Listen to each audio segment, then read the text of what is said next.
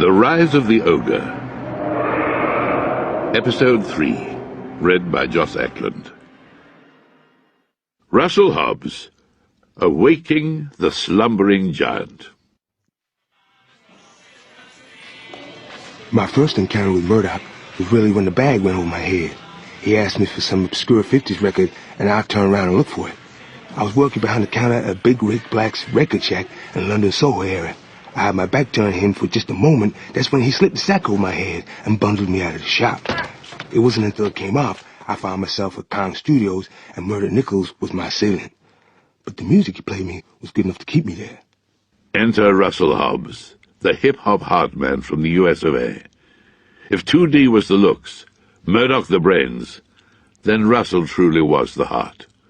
While Murdoch and 2D were into music, this dude Russell was a musician whose knowledge of sound spanned the globe. Trouble, however, had always followed Russell Hobbs around. I heard about this hip-hop maestro Hobbs, says Murdoch. A one-man rhythm king who'd been possessed by the ghosts of his dead friends. I mean, come on, how much press is that going to get you? Eh? I mean, he's got everything, isn't it? Hip-hop, the undead, rapping spirits, deportation, and a devastating drummer all rolled into one big royalty check. No, baby, the second I heard about Russell Hobbs, I knew he was going to be in my band, whether he liked it or not. Russell, born in Brooklyn, New York City, June the 3rd, 1975, had been sent to England for his own safety, after all of Russell's friends were suddenly gunned down one night in a drive-by shooting. He recounts the tale in his deep, slow, East Coast drawl. It's all so vivid. The sound of the car coming around the back of us. Me and my friends were parked outside a 7-Eleven store. It was raining real hard. We was minding our own business, the Humvee. Big black Humvee kind of crawled around the back of the vehicle. And we just knew this was trouble. Go on, what happened next? Starts 2D. Murdoch looks at 2D and rolls his eyes. 2D's heard this story 50, 60 times, and Murdoch knows it. He throws a hefty phone book at 2D, hitting him squarely on the back of the head. Oi! Rain Man, why don't you go and memorize this? Getting Russell to go through this again was like sitting in on some tedious old fart's therapy session. Gangbangers, Russell continued. The truck was full of them, all wearing red hoodie tops, apart from one. His hoodie was black, the face completely in shadow. Then we noticed the barrel tips, just poking through the window. They opened fire and the night sky was ablaze. The gunfire from the Uzi just lit up the place. My friend Dell died instantly. The others, well, all died apart from me. For some reason, the bullets never hit me. That's really strange. Now, you may have noticed that actually a lot of what happens to us isn't exactly normal, moron. Slaps Murdoch. Russell's still with the story. But from where I lay on the floor of the truck, I could see his face. The one with the black hood. It was Death himself, incarnate. The Grim Reaper. Yo, that image's gonna stay with me forever, dog. Immediately, that's when all these spirits that goes to my dead, departed friends all entered my body. Like they was being sucked up.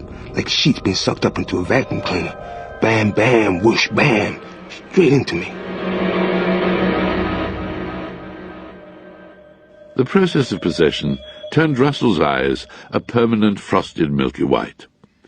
It also gave Russell his exceptional music skills, the friends in question being the ones he'd made after his first brush with the demonic underworld, all musical supremos to a man. Dell, he was my true soulmate, my friend, my brother.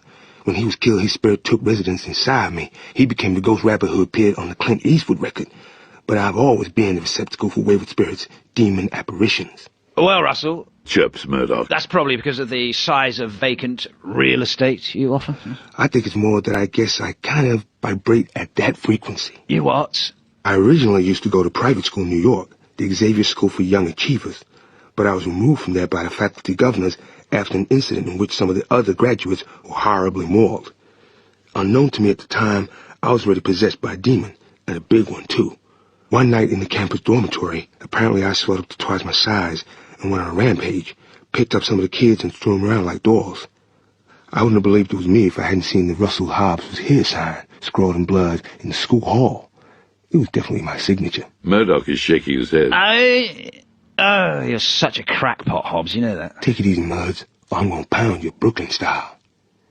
Anyhow, I was expelled from school, but the possession and anxiety sent me into a coma. I was unconscious for about 4 years until Father Mary exorcised the demon from my soul.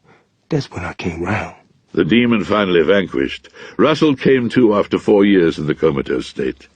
Unfortunately, his old school refused to take him back. That's when I went to Brooklyn High School and met my new crowd. They were street musicians, rappers, DJs, and MCs. I learned so much so fast. Hip-hop saved my life, my soul. But this honeymoon period was not to last. The drive-by massacre not only killed his crew, but also sealed his fate. His parents shipped him off to England, to his uncle's home in Belsize Park, and to what they imagined would be a relative safety. I was sent here to convalesce, to recover and unwind. But you didn't count on me tracking you down, though, did you, mate? Oh, hey, Russ, didn't think that would happen, did you? Among Russell's personal belongings that were shipped over was one that was to become a mainstay of the Gorillaz' sonic arsenal, the legendary hip-hop machine. That box contains every beat known to man. The thing's irreplaceable. It's the TARDIS of the hip-hop world. Its rhythms span both time and history, right across the universe. Never mess with that machine. It'll eat you whole.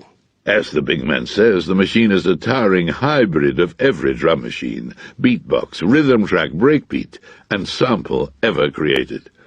The fact that it also contains the souls of many drummers that roll endlessly around its circuits, well, you can see why the box is so highly coveted.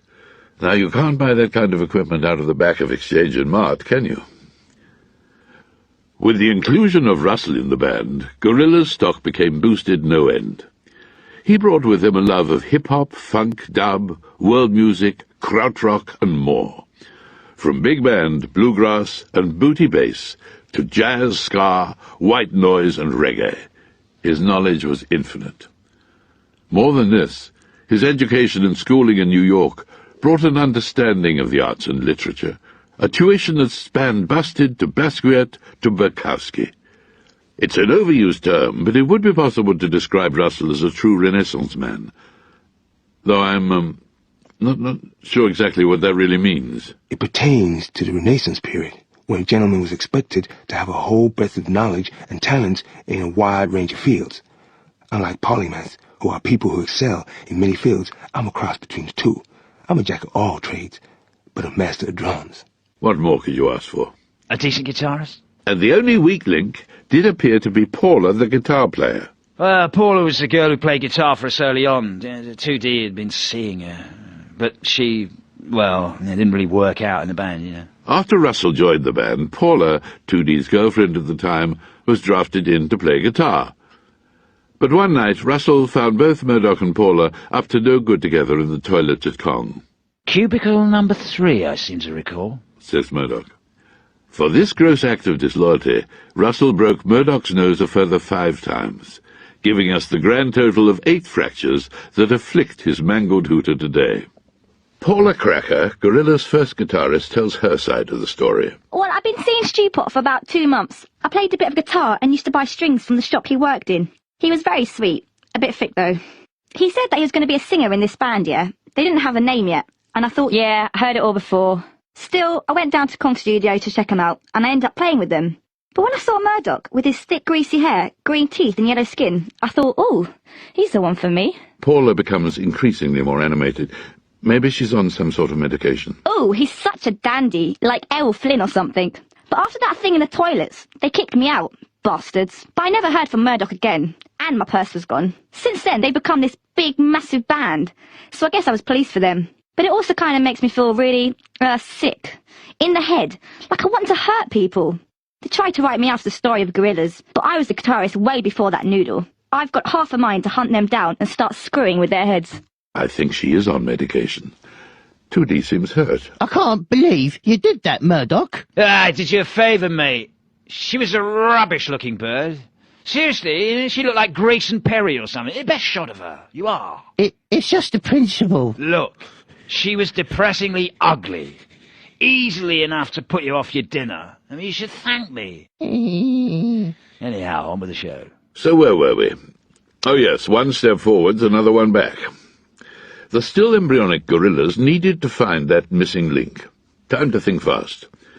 In time-honored tradition, Murdoch placed an ad in the back pages of the weekly musical institution that is the NME. I read the wordings for the advert down the phone. Recalls Murdoch. Global phenomenon, seek guitarist for world domination, blah, blah, blah, GSOH required. No hippies, etc., etc.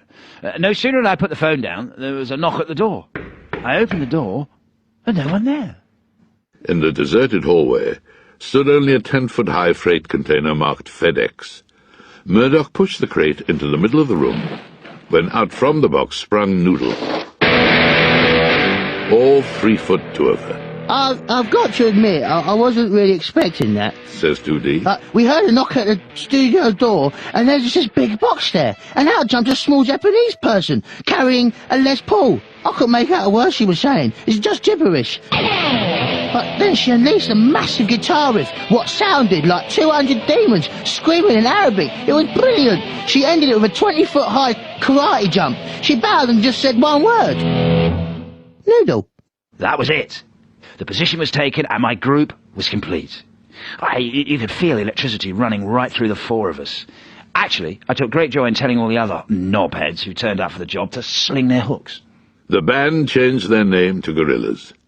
A legend is born. We weren't really Gorillaz until Noodle arrived. Corrects 2D before Murdoch puts it straight. Well, we went through quite a lot of names. I thought, seeing as musically I wanted to swing through the jungle bearing my arse, I just thought Gorillaz was the perfect name. Noodle was the spirit and the joy. Even her amnesia and total lack of knowledge of her past could not cause a ripple to the joyful approach she took to life. Her presence perfectly balanced the exceptional individual components of this extraordinary group. Russell argues, Despite the language problem, you picked up pretty fast that Noodle was into music.